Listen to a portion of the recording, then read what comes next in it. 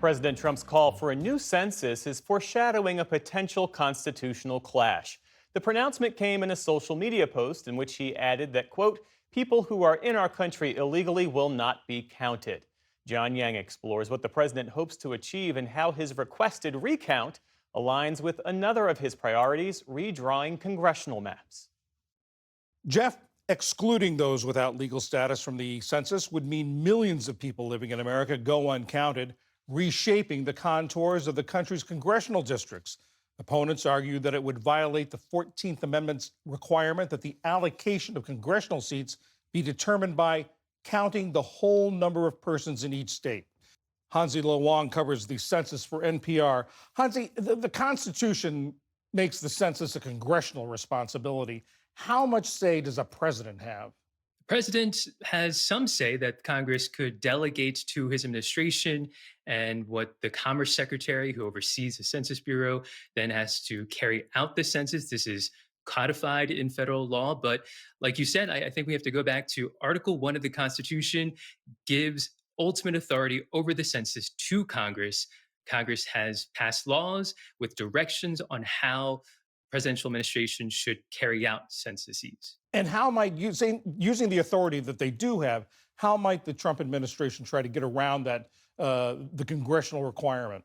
There is a federal law that says there could be a mid-decade census, but a lot of caveats to put there. It's a mid-decade census that right now that's really outside the time frame that can't really be carried out at this point. But there is a bill that President Trump says he supports. It's a bill, a proposal by Republican Representative Marjorie Taylor Greene of Georgia.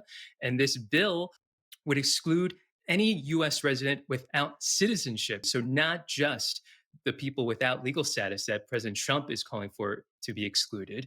And it would also call for a new census, a new round of redistribution of House seats, and a new round of congressional redistricting, all before the 2026 midterm election. Redistricting and reallocation is a long process. Would there be enough time to do this in time for ballots to be printed, for election officials to be ready for the 2026 midterms? The census experts I talk to say no. Not the kind of census that most of us are used to, which is, like you said, there are paper forms, there's door knocking. It's a months-long process to do the counting because you are trying to count every person living in the country. It's a big country, there's a lot of people, and it usually takes more than a decade of planning, of research, of testing. It sounds impossible to a lot of census experts to have that kind of a census before the midterm election next year. How does this fit in with the Republican strategy of getting Republican states to redraw the districts now to try to pick up seats in the House? It's really not clear. I think we should go back to what President Trump has said so far, calling for a new census. We're not sure if he's talking about the 2030 census. We're not sure if he's talking about this census before 2026 midterm election that Representative Greene is calling for. And so there's a lot of confusion there, a lot of questions, but it is happening at the same time. This call for a new census, as well as this push in Texas, as well as other states to redraw congressional maps. And if there were to be a new census, there would be a lot of legal questions, there will be lawsuits, but it would theoretically come up with a new set of numbers that could theoretically shift congressional seats among the states.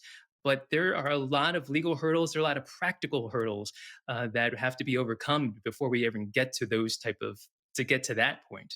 Do we know which party would benefit if you exclude people not in the country legally? One thing to keep in mind is that the formula used to redistribute House seats is a very sensitive formula. Small changes in populations can make a difference between whether that last seat, those last few seats go to this state or the other state. And so with so many changes in immigration patterns, with increased immigration enforcement, it's hard to predict by the time there is a census what those dynamics look like. And so it's really hard to say. Hansi Wang of NPR, thank you very much. You're welcome.